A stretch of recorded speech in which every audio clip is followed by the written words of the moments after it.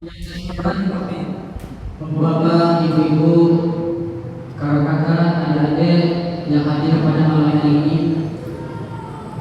Bismillahirrahmanirrahim. Assalamualaikum warahmatullahi wabarakatuh. Waalaikumsalam warahmatullahi wabarakatuh. Alhamdulillah. Wa ala asrofil anbiya'i wal mursalin wa ala alihi wa sahbihi ajma'in. Amma ba'd. Qala rabbi ishrah li sadri wa yassir li amri wahlul 'uqdatam min lisani yafqahu qawli. Rabbi zidna 'ilman warzuqna fahman birahmatika ya arhamar rahimin. Pertama-tama marilah kita panjatkan puji dan syukur kita atas kehadiran Allah. Karena kehadiran Allah kita masih diberikan nikmat iman, nikmat Islam, nikmat sehat jasmani dan rohani, sehingga kita masih diberi kesempatan dalam menunaikan sholat isya berjamaah sekaligus tarawih dan witir pada di masjid tercinta kita ini. Salawat dan salam tak lupa pula kita aturkan kepada putra Padang Pasir dan Nabi Abdullah buah hati Aminah, yakni Habibana wa Nabiyana wa Maulana Muhammad sallallahu alaihi wasallam. Semoga kita mendapatkan syafaatnya di dunia maupun di akhirat nanti. Amin, amin, ya rabbal alamin. Sebelumnya bapak-bapak, ibu-ibu, biografi dulu. Saya ini asli sini, rumah saya sebelum rumah sakit, dan ya saya jarang balik ke sini gitu, karena saya studinya di Bogor, saya mondok di Bogor kelas 3 SMA. Nah, izinkan saya di sini untuk menyampaikan suatu ilmu yang bersumber. Bapak saya namanya yang bersumber dari hadis Nabi yang diriwayatkan oleh Abdullah bin Umar. Jadi suatu ketika Nabi seperti biasa, beliau ingin menyampaikan sebuah amanat kepada para muslimin ketika itu. Dan biasanya Rasulullah ini menyampaikan amanatnya itu di mimbar, sama kayak di mimbar. Cuma bedanya mimbar Rasulullah itu ada 3 tangga.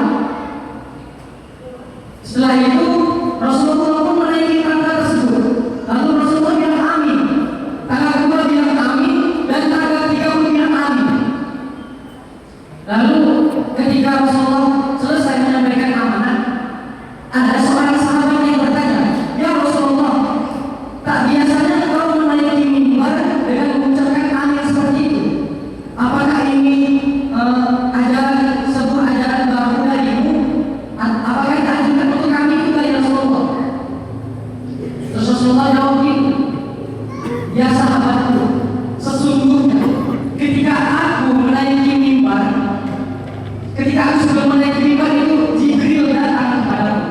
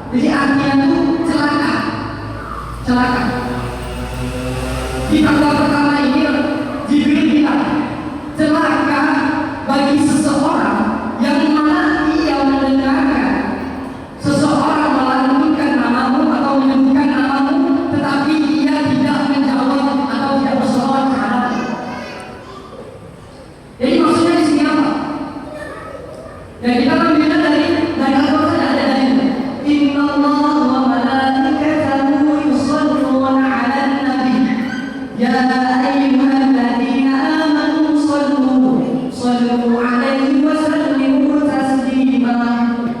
Di sini disebutkan, Inna Allah wa malaikatahu yusalluna 'alan nabi. Maka sesungguhnya Allah dan para malaikat itu berselawat kepada Nabi. Jadi intinya gini, Allah Tuhan kita yang membuat kita, yang menciptakan kita, yang menciptakan langit dan bumi, selebar ini seluas ini tanpa pasang tanpa diam, itu berselawat kepada Nabi. Saking apa? Saking mulianya Nabi. Emang Nabi ini kekasihnya paling disayang, manusia nomor satu di dunia, manusia paling agung, paling mulia. Karena fadilahnya itulah betapa sombongnya manusia, betapa sombongnya seseorang yang mana ia mendengarkan nama Muhammad tetapi dia tidak berselawat kepada Nabi. Allahumma shalli ala sayyidina Muhammad.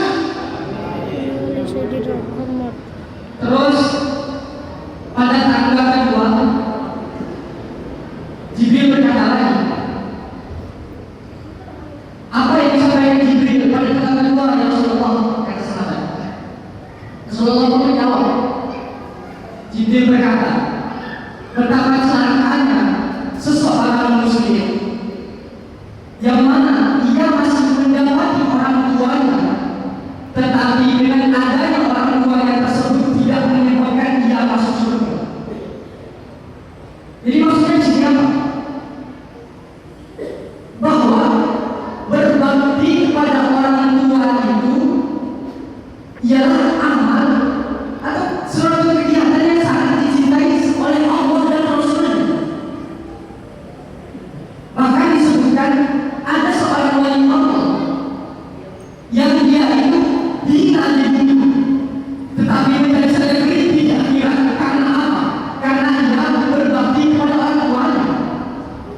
Ia hidup sama pada zaman Nabi, tetapi dia tidak pernah bertemu dengan Nabi. Akan tetapi Nabi itu kenal sama dia. Ada yang tahu siapa nama sahabatnya? Wais adalah orangnya. Berarti maksudnya di sini apa? Bahwa bagi seseorang yang berbakti, yang selalu menyenangkan hati kedua orang tuanya, yang selalu membahagiakan kedua orang tuanya dalam masa hidupnya, betapa tinggi derajat mereka. Jadi ya bukan berarti juga yang tidak ada orang tua gimana, yang tidak ada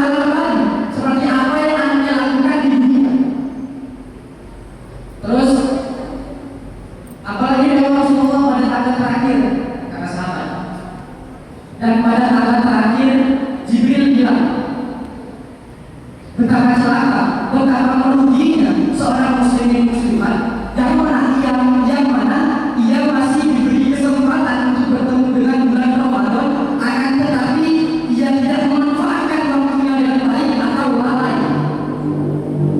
Nah, untuk bulan Ramadan kali ini, mungkin bapak-bapak dan ibu atau semuanya mungkin sudah sering dengar ya penceramah-penceramah yang ada di sini untuk menyampaikan keutamaan Ramadan, fadilah Ramadan, terus apa sih yang bikin Ramadan ini jadi spesial itu. Mungkin tidak pada dengar ya, dan bahkan sudah dikatakan semua ya.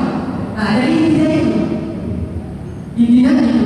Ya seperti yang kita tahu lah, kalau misalnya Ramadan, sebelum Ramadan pertama itu adalah bulan Rahman. Kenapa dibilang bulan Rahman? Dibilang bulan Rahman karena kita masih diberi kesempatan untuk bertemu dengan bulan Ramadan. Coba kita pikir, betapa banyak orang yang udah diambil duluan sama Allah ketika mau bulan Ramadan.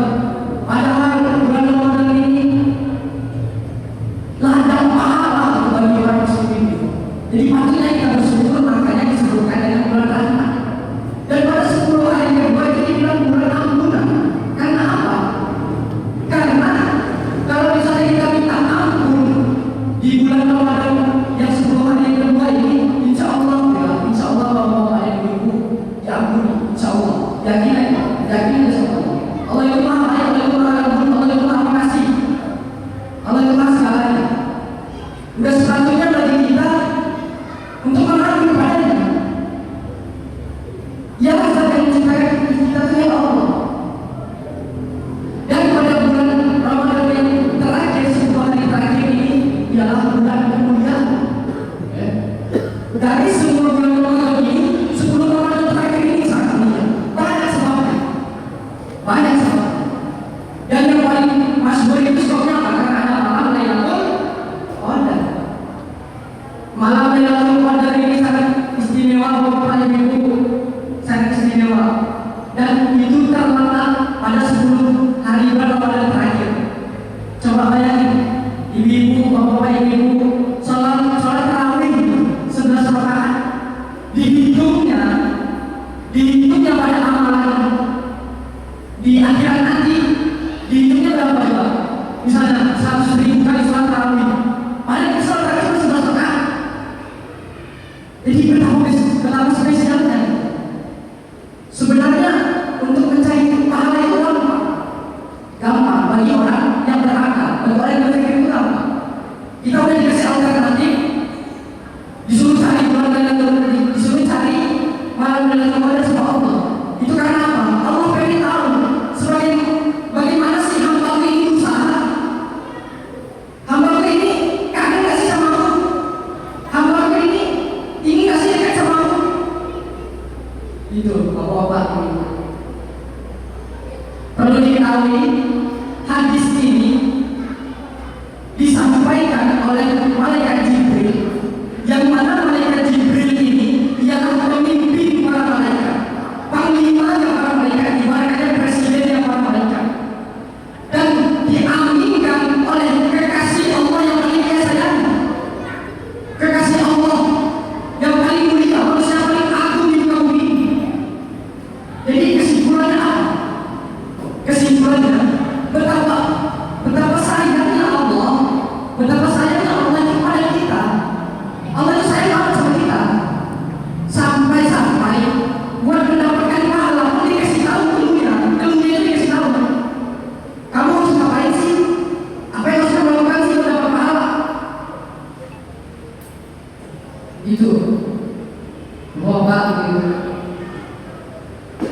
Jadi untuk itu saya mengajak jamaah yang hadir pada malam hari ini sekalian dan yang mendengar juga untuk selalu ketika kita mendengarkan nama Nabi, sholawatlah kepadanya. Dan untuk yang masih punya orang tua, berbuat baiklah, berbaktilah. Dan untuk yang orang tua yang sudah tidak ada, doakan mereka. Mereka mengharapkan doa-doa dari kita semua. Dan khususnya di Ramadan kali ini, ayo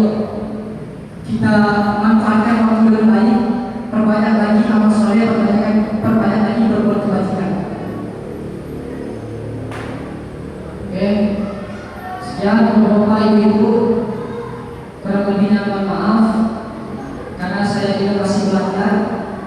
Karena sesungguhnya kelebihan kita dari Allah dan kekurangan kita datang dari saya sendiri. Syukran ala husni ihtimamikum. Thanks for your attention.